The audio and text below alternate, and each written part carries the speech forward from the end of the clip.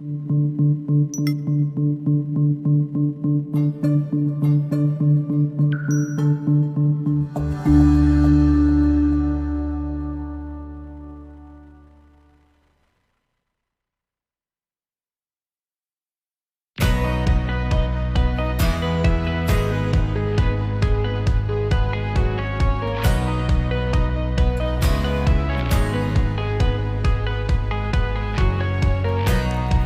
this day and age, we hear so much about people, especially women, feeling like they aren't good enough, smart enough, or pretty enough.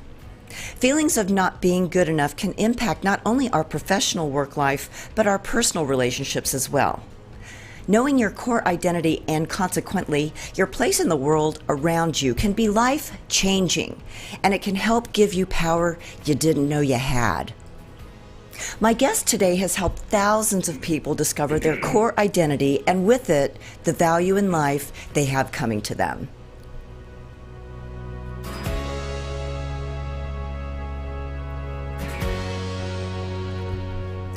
Hi, and welcome to Coffee with Claire. As you regular viewers and listeners know, we're always meeting and talking with business leaders, entrepreneurs, and those who like to give back and, of course, have fun. My guest today is Dr. Edward Lewellen. Dr. Ed is a certified master executive coach, master NLP practitioner, master life coach, and has an MBA in management and an honorary Doctor of Divinity degree. A best-selling author, he has been a CEO, COO, president, senior VP, and senior pastor in both corporate and religious organizations. Please join me in welcoming Dr. Edward Lewellen. Good morning, Claire. I am so glad that you are here. I'm so glad to be here. So, before we got started, you did a little bit of a relaxation technique with me just to kind of get me out of my head, out of the, traffic pattern that I came across this morning, and just help me get really centered and confident about today. So, that experience is amazing because in a very short amount of time, Ed is able to help you get out of that really negative pattern and into a very powerful position. So you do this all the time with everyone that you work with, right? Yeah, because we all create our inner and outer reality right with the way we think. And so many times all it is just a matter of what I call a little tweak. And we can change that and excuse me, and just make a huge difference because thinking how bad traffic was right. and feeling like, oh no, I'm going to be late, having all these worries, fears, and doubts going on, and changing that to I'm here, I'm relaxed, and I'm ready to go can literally take, like you experienced, 2 minutes. Yeah, it didn't take very long at all, and it made me feel just a lot more calm to where I'm ready to face the day. And I think that a lot of people get caught up in that kind of anxiety we're hit with so many different things Yep. all day long. Technology makes us need to think faster and respond faster. We don't have time to really think things through because people want instantaneous results and things like that. And and women feel like that they have to do everything. We always feel like we have to be good moms, we have to be good employees, we have to take care of our parents, we have to take care of the kids, our husbands, and so we just kind of get caught up in this. It feels like just a rat race. And when you don't measure up to those expectations that you've placed on yourself, nobody else is saying, hey, you're not, getting this right or whatever. It's more like, I really wish I could keep up with everything. We start doubting ourselves. And, it's like, God, why am I not good enough to take care of this? Why am I failing? And we're really not failing. It's just that we got to, we have to change our mindset. So I really am excited about this topic of conversation because I run into so many women that, are in that that conundrum of I'm just not good enough. I see this woman across the desk from me and she's so pretty and I'm not pretty enough to be able to hang with her. Or I see this woman across the table that's so confident. I don't feel confident. How am I going to work for this person? So, how did you decide that this topic is something that you wanted to bring to the world? Well, because it's already out there, just like you said. Oh, yeah? I mean, so much of the time, that's what I hear. And so much, we hear it from women a lot. And because of some of the groups that I am associated with that are women-oriented, but men also have the same issues. They just don't talk about it as much. In fact, there's this, instead of saying, like you were expressing, why aren't I good enough and so forth? Yeah. It's usually, man, how am I going to figure this out? How am I? Oh, as a man? Yeah. Okay. How am I going to get this done? Because I'm not, they may not say I'm not good enough. They may say things like, I've never done this before. I'm not trained in this. Mm-hmm. I'm not smart enough. They have other ways of expressing it rather than saying they're not good enough. So men and women both have this sense of insecurity that can make a huge difference in how they show up and really to the detriment of how they really want to perform. Right. So when we're showing up and we're not feeling confident, but we have to feel like we are confident, is that where you come across the term that you've spoken about, which is the impostor syndrome? Tell me what that means. So imposter syndrome has to do with, let's say we've got a person, we'll call her Jane, and Jane is number one salesperson. Mm-hmm. She's knowing that she's got a chance for promotion. She's got all these things that are going for her. Home is immaculate. She dresses immaculate. Kids are always well behaved. All these things. But underneath all that, Jane's thought process, her belief system is saying, I hope nobody finds out who I really am. Because I'm not really this person. Yeah. This is who I'm portraying, but underneath it all, I'm scared, I'm vulnerable, I've got these issues I've dealt with since I was a kid. All these things are going on within her mind, and she's just hoping that she doesn't do something that reveals that she's an imposter, that she's playing a role that isn't really her. And so that underlying fear that is just, I guess it's really kind of pretty close to the surface, really. Mm-hmm.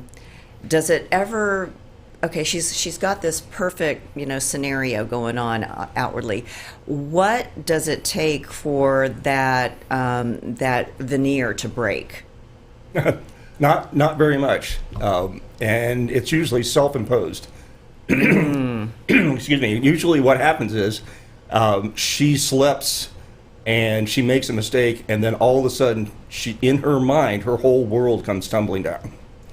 So it's usually because other people, it's kind of like you were describing before, they look at her and they go, wow, she's amazing. Absolutely. Yeah. She's got it all together. Yeah. And so if she makes a mistake, it's not like all of a sudden she's fallen from grace. It's like, oh, well, she made a mistake. She's kind of human. Yeah, exactly. I can relate to her a little bit more now. But in her mind, she has fallen from grace. She's been toppled from this grandiose place where she thinks she's been. Yeah, and so that inner working, that mindset that she is, like you said, self-imposing onto herself, is actually tearing her down way more than anybody around her is even thinking about. Yep. So it's really, she's her own worst enemy. Yep. And what's so interesting about all that is that all that comes from a belief system that was installed in her when she was growing up. Yeah. So that little 4-year-old it comes up and it's like, I'm scared, I'm scared, I'm scared. Well, and parents only do what they know. Absolutely. And we don't get a manual. You've heard that Right. before. When you have a kid, you don't get a manual that says, here's how you train children. Oh yeah, that's chapter 4. So what parents do is usually pass on what they've been taught, from great-grandparents, grandparents, parents, and so forth. So little Jane, she does something, she breaks the lamp. Yeah. And all of a sudden, mom or dad, because they're angry now, because she's broken this lamp. We just bought it. It's brand new. We can't That's afford right. another lamp. And so here they're looking at that little Jane and they say, "You're worthless. Mm-hmm. You should never have done that. Right. You are a terrible person because you did this." And it doesn't have to be a lamp; could be so many other things. Sure. But they tell a child that, and up until about 8 or 9 years old, there's a part of the brain that has not formed yet. It's called the temporoparietal junction. That's the thing that divides off, where it helps you evaluate information coming in versus allowing information just to come in and to be believed. So as a child, until you're about 8 or 9, as soon as a parent, especially anybody that's an authority figure says something, it just, boom, goes right into the subconscious mind and becomes a belief. So when they're that young and they're told they're worthless, they're valueless, they don't deserve, of course, one of the big things is you don't deserve it unless or until. Oh, okay. And so that's huge, because now every time that we want something, we think we have to do something to deserve it. Aha. But here's what, when I work with my clients, here's a huge point for them. You deserve it just because you're you. Whoa. That messes with their belief system. And because everyone is intrinsically valuable. Absolutely. And that's where the whole core identity comes in, is, when you know that and you believe it, you deserve everything. Yeah. Oh, everything good. Oh, okay, yeah. Let's make it a real positive thing here. Yeah. So now it's not a matter of, do you deserve, $1 million, the promotion, the great spouse, the great kid. It's not a matter of you have to work this hard in order to deserve it. You deserve it because you are you. Wow, that's a huge paradigm shift for a lot of people. It is.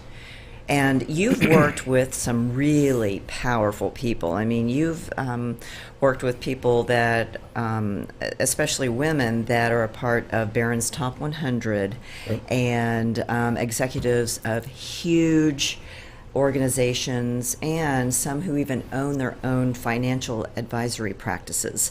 So you have discovered that there are 4 common traits amongst all of them that kind of run through those belief systems. So what are those 4 common traits that you've discovered? Yeah, so I got invited to be part of this group called Females in Finance about a year ago. Females in Finance. That sounds very powerful already. Yeah, Cheryl Brown up in Missouri, St. Louis, Missouri, is the founder of it. It's Okay. over 2,000 women Wow.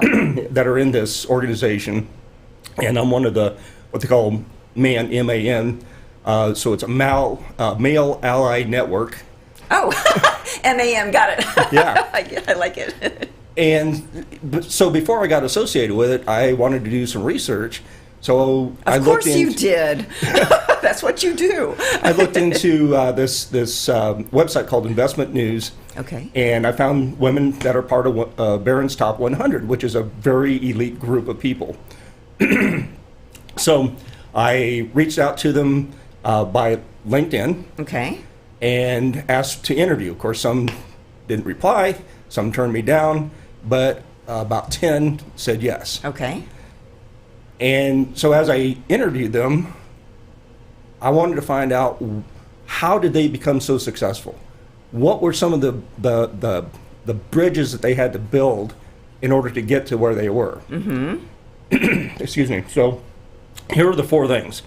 They said, first thing was, can they belong to the boys club? Okay. So financial services is a very male-dominated industry.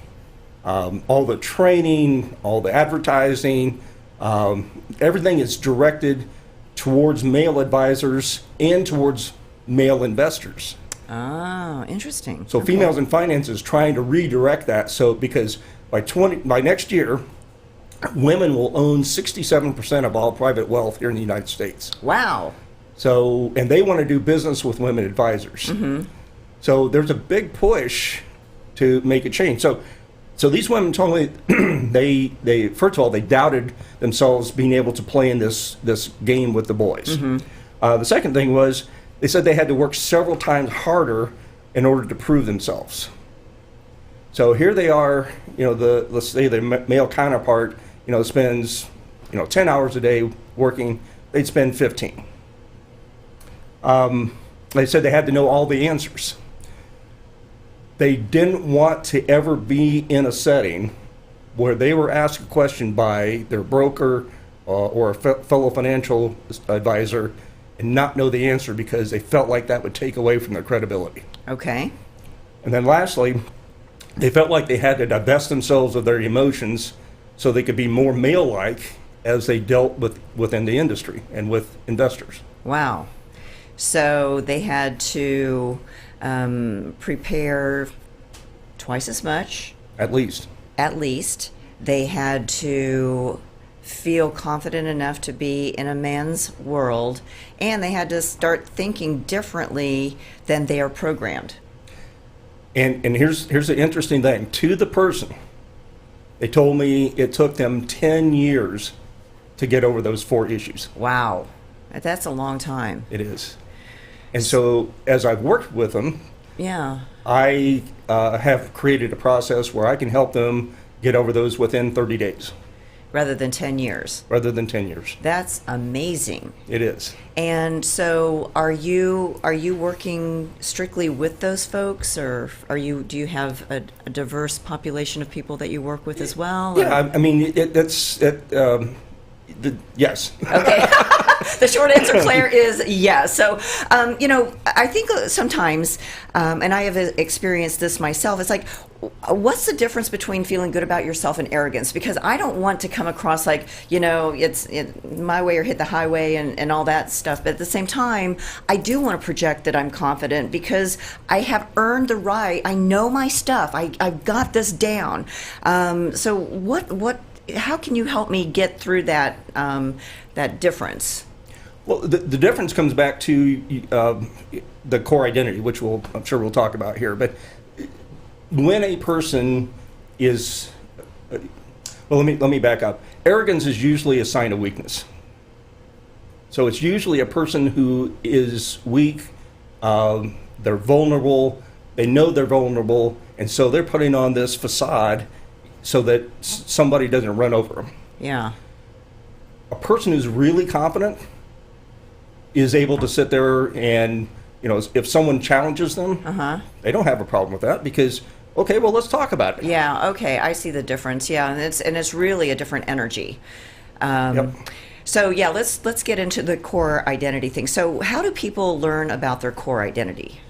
Well, and you've been through the exercise, so you're familiar with the process. So what I do is I just take them through a very simple exercise of divesting themselves of all the roles they play in life. So they're not a mom or dad, they're not a sister or brother, daughter, son, parent, athlete, employer, employee.